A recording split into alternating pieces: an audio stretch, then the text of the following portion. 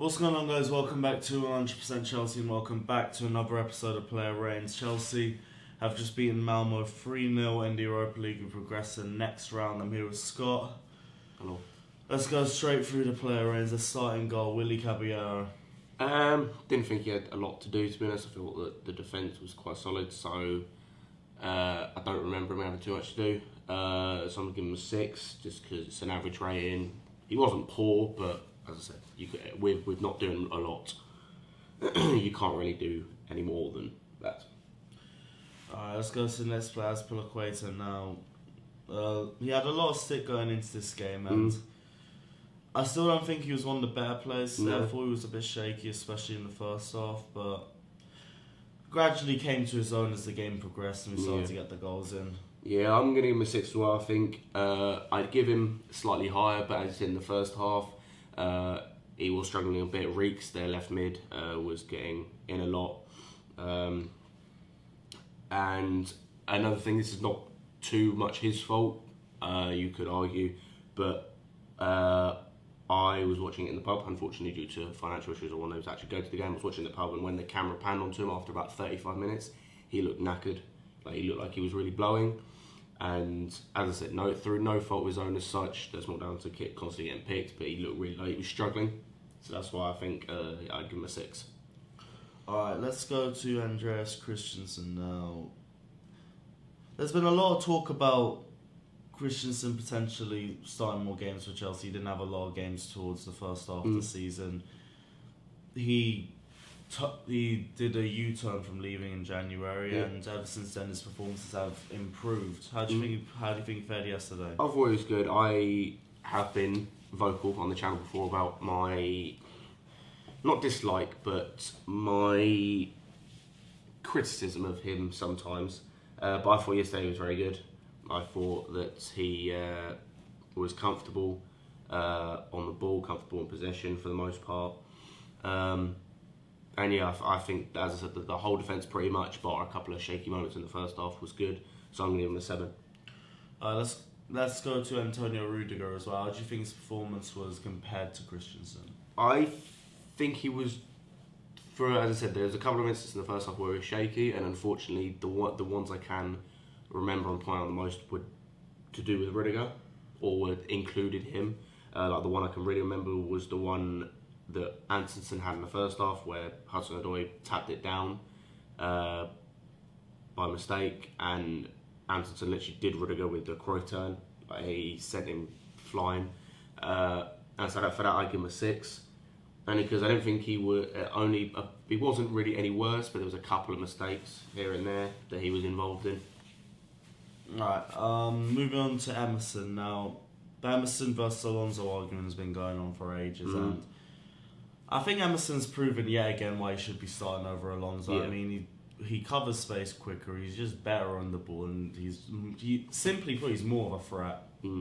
I think he goes even simpler than that. Defensively, he's just a lot better.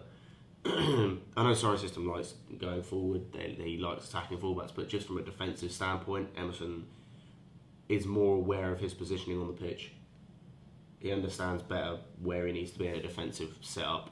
So yeah, I'm going to give him a 7. I thought that he, like Christian, had a solid game.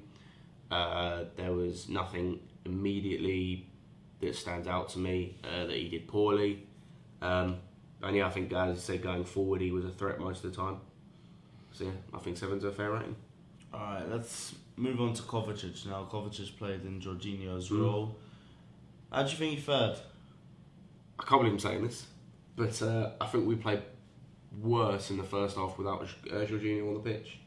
You man booed him. I know he gets a lot of stick, and don't get me wrong, I have my criticisms of Jorginho. But when Kovacic was on the pitch, we looked like we had no shape.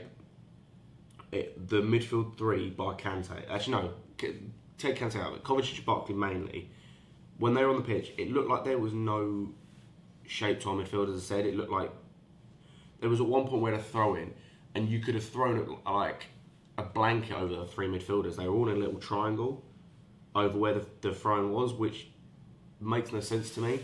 But yeah, I thought as well. There was a couple of times him receiving the ball. I can remember one he received from Willie Caballero in right in the middle where the penalty spot was, and it looked like we were going to lose possession. And so because I'd probably give him a 6. Yeah, I thought that he was okay at times, but there was too many nervy moments. Alright, let's move on to Kante, and I don't even care if it's Malmo. I'm done with this Kante as a DM argument. He's a box-to-box midfielder. I ain't hearing nothing else. I can understand the argument. I think the argument of he's in the wrong position to swap to Jorginho is wrong.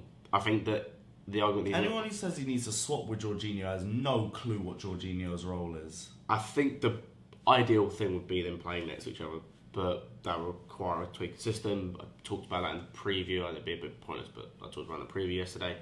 But yeah, I thought Kante was excellent. There was a couple of times, as I said, there was a couple of nervy moments from Kovacic that Kante cleaned up. He's just... It's Kante in it. I thought that if it hadn't have been for a couple of players we're going to get on to later, he would have been up there as man of the match. But for me, I'm going to give him an 8. He was solid yesterday. And yeah, this talk of wrong position is a bit redundant now. Alright, let's go to Ross Barkley, another player who's been under a lot of criticism. Good free kick, but I'm not gonna let wash over man. I'm not gonna lie, I wasn't a great until the free kick. He was terrible. Like, he came off straight after the free kick. It was like I said this in my fan cam yesterday. He looked so lost playing. Like if you look at his position on the pitch and how he was playing the first half, he just looked lost. He didn't know. It looked like he didn't know where he was meant to be on the pitch. It looked like he wasn't sure whereabouts he was meant to be standing when off the ball, where he was meant to be running. He was getting the ball a few times, but he just looked completely out of the game for the most part in the first half. And I think the free kick kind of sugarcoated his performance a bit. So I'm gonna, because of the free kick, I'd have given him love, but because of the free kick, I'd give him a 6. But because it was a very good free kick. But the rest, you can't ignore the rest of the performance. Yeah, I agree. Moving on to right wing, Callum Hudson-Odoi, my man of the match, and I think he's proven now that I'm not going to say he's going to start every game because I understand stamina and everything that's going to need to improve at this level, but he should be getting more minutes now. Yeah. Really should. I think 16 minutes before this game was not really acceptable. But yesterday he showed what he can do. I know it's only Malmo. I understand that. But you have to beat what's in front of you. Mm-hmm. Said the same about Huddersfield. Said the same about Tottenham in the Cup. Said the same about many other teams. Watford when we played them. I think we were on a bad run then. You get my point. But yeah, I thought... The man of the match, I don't know. For me, it'd be William. But I can understand why people are saying Hudson-Odoi. But he was very good. You could see when he was getting the ball, the way he was driving past players, how easy it was for him. Now he's like 20, 19? 20, isn't he? And he can do that. I think he needs to get more minutes now. Starting the cups are maybe, but he should certainly be coming off the bench, I think. And yeah, I think he should be playing more. I'm going to give Hudson-Odoi... I'll give him a 9. Yeah, I agree. Mama and the match. Moving on to left wing, Willian now. I thought he had a good performance. I don't think he had a great performance. I think he was one of our better players, but I do think there were times where he did slow the attack down for us. For me, as I said, for me he was my man of the match, but I can understand why people said Hudson-Odoi. But for me, the thing with Willian was across the whole match, he was solid. There were times when he did slow the play up a bit, but he was always an outlet for the most part. He looked like, it was the same with Hudson-Odoi, the right back for Malmo looked like he had no idea what he was doing. He looked like he couldn't keep hold of him. The cross for Giroud's goal was excellent. The one for Hudson-Odoi is even better. Oh, that crossfield ball was amazing. I thought he'd underhit it when he first played it. But yeah, I thought the whole game for me, Willian was solid. And yeah, I think that these are the type of performances we want to see from him. We saw it against Sheffield Wednesday, we've seen it against Malmo, we've seen it other times like Barcelona last season. We want to see more of this. Then we can't have any complaints that he's in the team, but I think we've got to see more of it. But for the get a hold of the game yesterday, I'm going to give him a 9 as well. I thought he was up there with Hudson-Odoi. I know he didn't get a goal, but all other aspects of his game I felt were very good. Alright, let's move to Giroud now. First off, I thought the majority of our play was just, attempted plays was just long balls from Rudiger to Luiz. Rudiger to Giroud, sorry. And in the second half, he did get rewarded with his goal. I do think it was deserved from him. Yeah. I don't think it was a bad performance. No, I think someone mentioned yesterday he's become a bit of an unsung hero for us. He's not really playing all that much in the league, and when he is, he's coming on at really poor times. So against Bournemouth, did he come on against City? No, he didn't come on. Nah. And he's not really been given a lot to work with in the league, but in the Europa League when he's playing, he's doing well. I think that's his 6th goal in 7 games.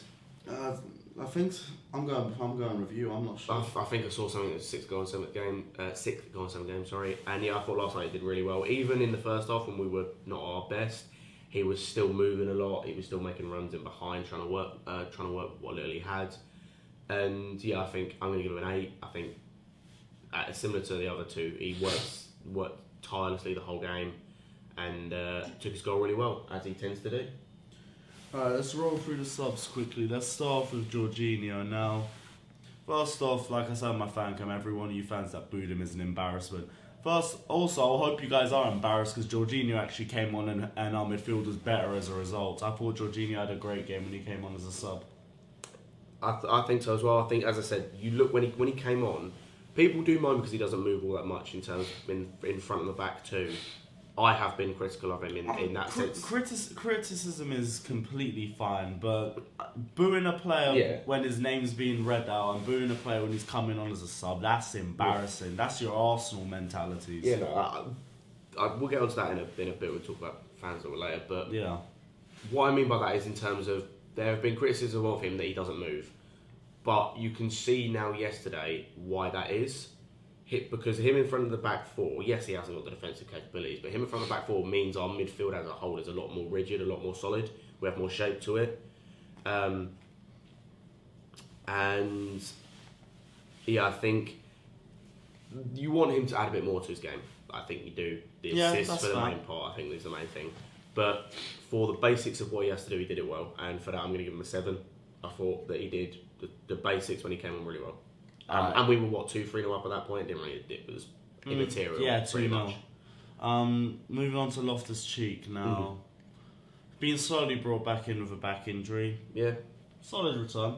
Yeah. I'm going to give him a 6 only because he wasn't afforded too much time where he could do a lot. And as you said, brought back in after a back injury. This is the sort of thing we need to do with like that. Just ease him in. What was it, 20 minutes here and there? Yeah, it was around about that. 15, 20 minutes, something like that. Yeah, I'm going to give him a 6. I thought he was decent. His link-up play with Hudson-Odoi and Ampadu when he came on was good. And yeah, he didn't really do anything too spectacular, but didn't have too much time. So yeah, I think 6 is a decent rating. Last play, Ethan Ampadu. When I saw that he was coming on, I'm not going to lie, I thought Hudson-Odoi was coming off. Loftus-Cheek was going on the wing. I won't lie. But seeing him come on right back was interesting. I think that for the first couple of minutes, a little bit shaky. But then for the last few minutes, started to get a bit more confidence, get a bit more comfortable. And I think, as I said, his link-up play with Hudson-Odoi and Loftus-Cheek was good. And so I'm giving him a 6. I think he didn't really have too much time to do anything else. Right, let's go to Maurizio Sarri now. A lot of criticism over pass formations, in-game management.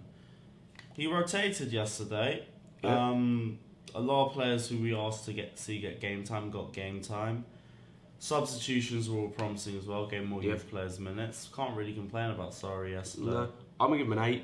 I thought that, and there's one thing I'll touch on after making this point that as you said, the everything looked promising yesterday. The rotation, the substitutions were even though they were later in the game, it made sense. So we were waiting until we were in a comfortable position. Yeah. And we were waiting in a comfortable position where we didn't have to bring on Hazard, Higuain. We were able to take off Kante, rest them for the game against City.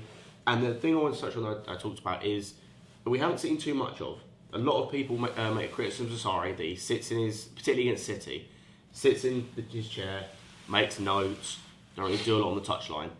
There was something I saw 20 minutes in, I think it was. Someone lost the ball, and there's a clip of him. I think it was on Facebook or on. You might be able to find it on YouTube or something. He was sat in his chair, screaming at himself, screaming at his players. There are not too many times this season when we can say that. When he has fully gone in on the touchline on his players, he was doing that pretty much the whole game. He was shouting, screaming. I think that someone mentioned yesterday, Willian made a mistake, and he was shouting and screaming at him. And I like that, because it shows you have passion on the touchline. It shows you have passion for the club you're managing, for your season, for the whole thing. So yeah, see, I think an 8 is a fair. Alright, let's go to the last raid now, the fans. First thing I want to say is I get Europa League crowds are usually shit, but because of the Jorginho booing, I'm giving them a 2, because, let's be real, fans didn't act like fans yesterday. And I could go into a lot of depth about it, but honestly, we know Europa League crowds are going to be shit. That's why I'm giving them benefit. The only thing I'm saying is, booing Jorginho regardless, you're a fake fan. If you're trying, and you're a fucking embarrassment. Yeah, I think booing any player, past or present, I don't particularly like, unless it's for a certain reason. There's only 2 that come to mind. But yeah, as I said, wasn't in the game, so I'll go with your judgment on this. But yeah, the booing was... I don't understand it personally. I honestly don't understand it. I don't get what the incentive was or the message that was even going to be sent. It's just embarrassing. I mean, we talk about how much our fan base has been under the spotlight this season. You look at Vidi, you look at Man City, Palace, Spurs, Palace, Brighton, the Y word. And this on top? Really? It's like we don't really help ourselves as a fan base sometimes, do we? Although it is just sometimes just a group of fans just ruining it for other people, because some people think the game should be watched their way and nobody else's, no names. But I think that's mainly the issue with Chelsea. I think some fans are either clueless, some fans are just entitled, and it all just comes together to create a really negative fan base. It really does. I think you kind of hit the nail on the head. I think that ruins it for everybody else, by the way, because there are good Chelsea fans. I ain't gonna act like we're all trash, because we all aren't. It's just a vocal minority. Yeah, I was gonna say, unfortunately, it's kind of, as we see a lot in stuff like this, it's the vocal minority that ruin it for the rest of the fans. Yeah, so I'm giving the fans a 2. I'm happy to agree with that. Alright, well, let me know if you guys agree or disagree with any of the ratings or any of the comments that we made. Don't forget to like and subscribe to 100% Chelsea. All social media links will be down in the description below. Don't forget to check out all of Scott's socials. Don't forget to check out all my socials and my personal channel, Carefree Lewis G, as well. And we'll see you on Sunday for Manchester City. That's going to be fun, isn't it?